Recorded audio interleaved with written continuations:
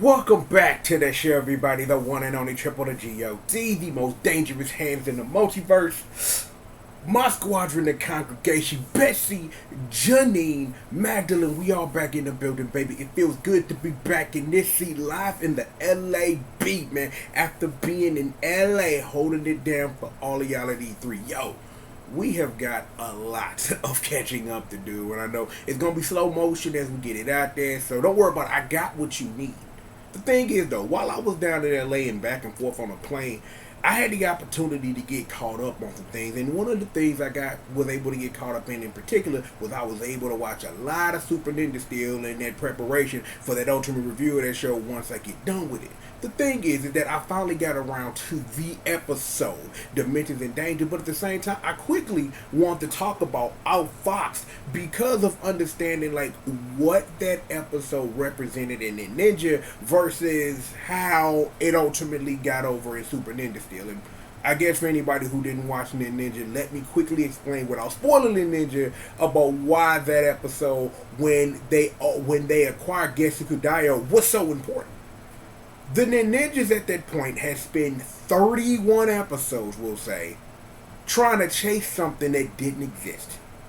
When they finally realized what it was that things were supposed to be, because again, I'm trying to talk in broad terms here, that episode literally changed the game. Because before that, the Ninjas were coming to understand how things were, what they were supposed to be, versus the reality that they lived in versus the reality that you'll soon create. Again, talking in broad terms here, very broad terms. Let's just say that Gekiyasu Daya was the ultimate expression of what that reality will now become. And that became the heartbeat of the rest of the show once they realized that was the answer to the thing that they were looking for. And it was a very emotional and impactful episode because Sentai does that a lot. The thing is, and it's that for people who watch Sentai and watch Power Rangers, is that a lot of time that because the shows have different aims, that the show doesn't get a chance to get around, in most instances, to really fully get that emotional impact, especially when you are trying to adapt something. Outfoxed in this instance, it did something, and that answer was be a lead into Dimensions in Danger. Like, that was what the episode was, is that, yeah, at the end of the day, the Rangers learned that, yeah, even in the spite of everything, you still do the right thing like Spike Lee. That's what you do, no matter what. That you are the heroes, that heroes are more than about swords and fisticuffs. And it's like, it's good that they gain that lesson, but I don't know if gaining that lesson equals new Zords. But you got to give them to them somehow. Well, it could be worse. You could watch a show where they just give you things with no reasoning and just let you have them. Oh, wait, that show exists, and we don't talk about that, so we will not. The thing is, like I said, as a lead-in to Dimensions in Danger, it does a wonderful thing of not only establishing legendary Rangers and things like that, and it's like, and I'm like, and I really appreciate that it was Wes, it was Gemma, and it was Coda, each representing the three eras of Power Rangers. And it's like, well, think about it this way, in a way that probably maybe somebody thought about it since about a year since this episode been out, is that West could have been represented by somebody different, representing the end of the original Saban era, but that person got locked up. They won't let him out because he flashed his boy. We're not going to talk about that. That joke was not funny, but you'll laugh because you know it's funny. Anyway, understanding that, number one, that this is going to be a way better crossover episode than what we previously got because of reasons, because at least you're establishing the lore and the history of the show, which is what Dimension in Danger does wonderfully. Now, I will say this though. Had I watched Dimensions in Danger before I watched the first episode of Beast Morphers, then you know, then Daddy Young Juice talking about Dimensions wouldn't have came off ass, because this episode did a lot of establishment, of understanding that right now you have three, well, now in this instance that we're talking, that we're in the year 2019, 4 universes from my understanding. you have where every Power Rangers takes place, other than RPM, an alternate Dino Charge. So there's a question of, did original Dino Charge take place here, but because of Clash of the Red Rangers and not being able to take off a suit, RPM was dubbed an alternate universe. But given what RPM was and how Vengeance murdered things, something about Dr. K, yeah, we can have that be a separate universe. That kind of sort of makes sense. You do that, that's fine. So because the thing is that I probably should have looked at a wiki or something, but let's just take it like this. I'm just going to make the determination that Beast Morphers, because of what it does, is an alternate universe. So right now, in my head canon, we dealing with 4 alternate universes, and if I'm wrong, I have plenty of episodes of Beast Morphers whenever the hell it come back on to be like, yo, addendum note 3. But right now, we 4 deep. We 4 deep. That's just what it is. If, and this is important, if we're going to talk about the episode of let's further get Tommy Oliver over, the show accomplished that. The Master Morpher. Like, should we talk about your kid that may or may not be Cat's? Because the end of the episode, Cat and Tommy hop through that portal the same as they hop through the portal holding hands. And the Boom comics is like, that's Cat's son. So it's like, in actual Power Rangers lore, I have no idea. You know what I'm saying? I have no idea. I wonder if they didn't have footage from that Ninja movie, would they really have went for Lord Draken? Like, cause again, like Tommy fights his evil clone, so it's like we got a dude named Lord Draven, not Lord Draken. Even though that in the episode Wes seemed familiar with him more than you think normally, other than we done ran into you before. You trying to take over stuff with giant ass arrows, shoot it. So not really sure. As an adaptation of the Summer Ninja movie combined with this 25th anniversary thing, it did a good job. It's like they had a wide swath of ranges. I'm kind of questioning. I'm like, let me not say the word question. Is that Rocky was in there, but he was Mighty Morphin Red. But you know, let's remember, you know, how let me say this. How Power Rangers job my boy Rocky DeSantos out. The job. Like, break your legs so you can make room for American Justin. That's a reference for anybody who was with me during my whole trip of Q Ranger. American Justin. The original American Justin, right? Like, jobbed him out. Like, Cat was zero. What? She was Turbo, right? Yeah, she was in her turbo suit for reasons I don't get or understand. Well, actually, you know what I do? That if you would have had Cassie, she would have been in her space joint. So, yeah, it's like if you bring your Catherine back, the last technical form you had makes sense. Fine. That's okay. Who else was rocking in there? We had the boy Young. We had the boy Theodore J. Jarvis Johnson, first back leader of the Power Rangers. Shout out to my boy Selwyn Ward, was really good, you know what I'm saying? He was rocking Space Blue, you know what I'm saying? Like, the last power you had. West was the technical leader, you know, until Tommy showed up, because you know how that all works or whatever. So, West was rocking the hood. It's like, I wonder, I'm like, well, actually, because that's your whole representation of what that is. Let's see, what else we got? Who else? Because I'm trying to remember this off the top of my head, because I know I can do it. I'm like, we had Trent Fernandez Mercer, hashtag that, you know, Mexican last names.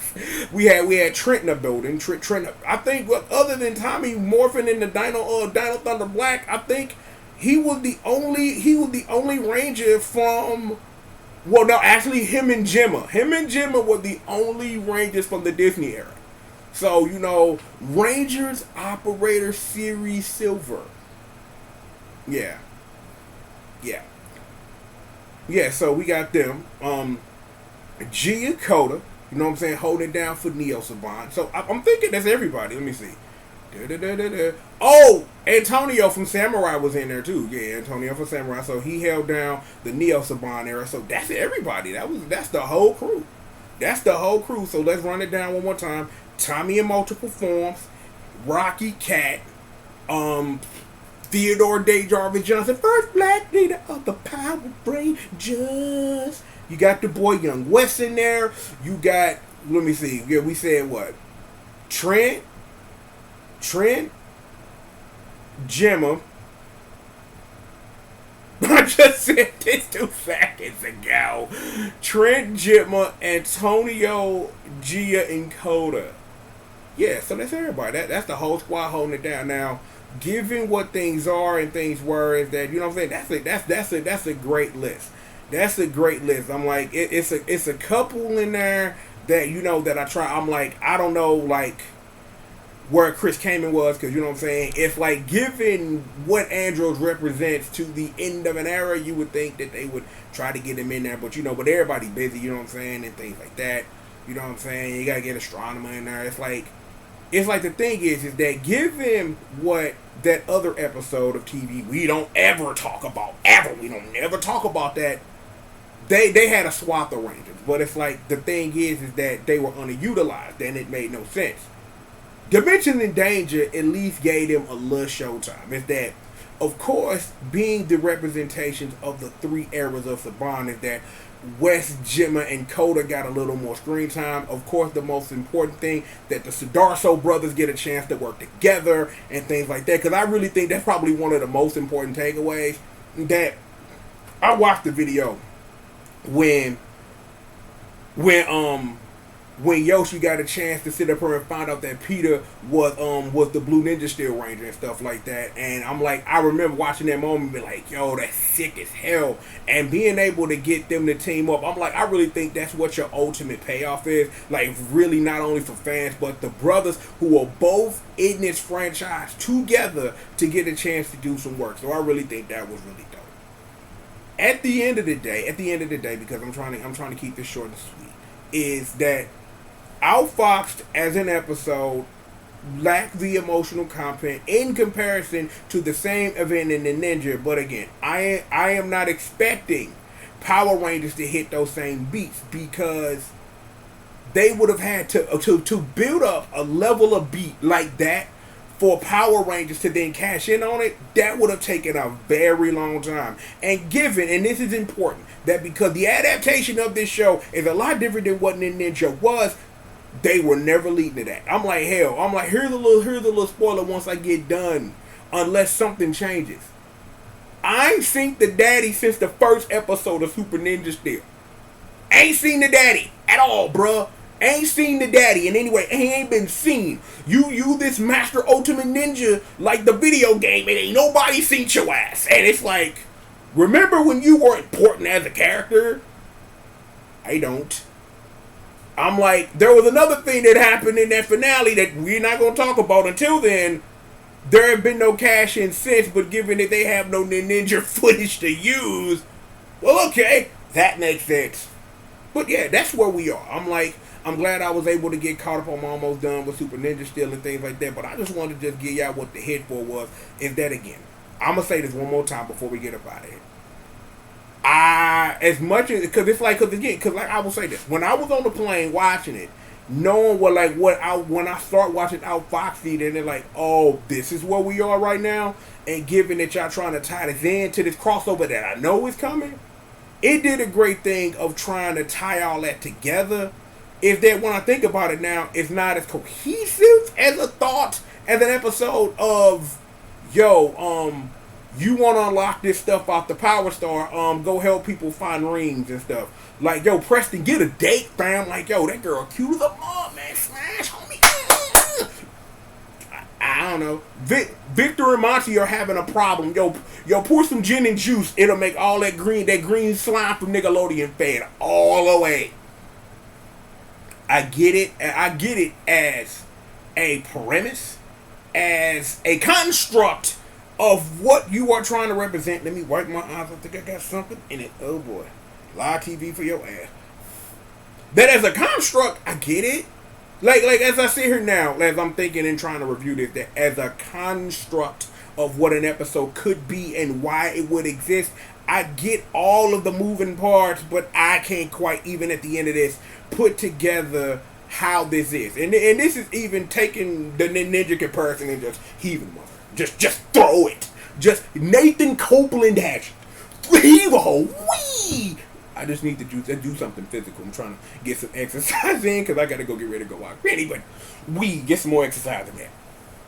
Understanding it as a construct of what an episode could be, I get it. The execution could have just been a little bit better. The execution could have been a little bit better. As a lead into Dimensions and Dangers, Outfoxed does his job. As a team-up episode, Dimensions and Dangers does his job. That even with all this, I'm like, yo, you got a long way to go before you can sit up here and get with Forever Red, to get with Thunderstorm, to get with Once a Ranger. You got a lot of work to do. Like, for real. Like, yo, those still the team ups. Like, I'm like, if we gonna sit up here real quickly and I was to put this as a team up and rank, and this is giving extra juice that Outfoxed is technically part as a 2-parter, and I consider them both. Like, when you sit up, because I'm really sitting up here thinking about it, because one of the SPD ones, like, no one gets inside was pretty dope, but the original one was good because, you know, it was the episode of everybody sits up here and whoop somebody's ass in a rock quarry where every fight takes place ever. You know what I'm saying? Like, we've accomplished our job. You know what I'm saying? Like, we've accomplished our job there. But that one episode we don't talk about way at the bottom. That's the worst thing in history. This is probably given that we've established more lore about Tommy Master Morphers. You may have possibly, congrats on the sex, hooray, you know what I'm saying, like all that, establishing all of that and seeing what you can do. I'm like, it's like high mid tier. Like, it ain't quite high tier, but it's like right here at that cusp where you have your Thunderstorms and your Once a Rangers, like, where you have that stuff. Like, even Forever Red stay in that high tier for me, just because of what Forever Red represents and how that would have been a whole different episode if they wouldn't have spent 10 minutes of it pushing a damn toy. So, you know, whatever. Like, right here. That high mid, like, as great execution, a great episode. It's like it did a whole lot. Team up fight was great again. The Sudarso brothers sitting up here getting the whoop ass together, all that good stuff, establishing things, but it's just not quite up there with that high level, next level. So it's like, if you had the cheers, this is the greatest up here. Dimensions in Danger is just something like you could put it on that line between high mid and high tier, and I'd be okay with that. Like, given that maybe on a rewatch that I may see something that I missed, or sit up here and really put it into more perspective, maybe putting it into a little more perspective. But it is what it is, though. But look, yo, like I said, I have got a lot of catching up to do. I got a backlog this high. I got so many Samurai Showdown trailers to watch. It's insane.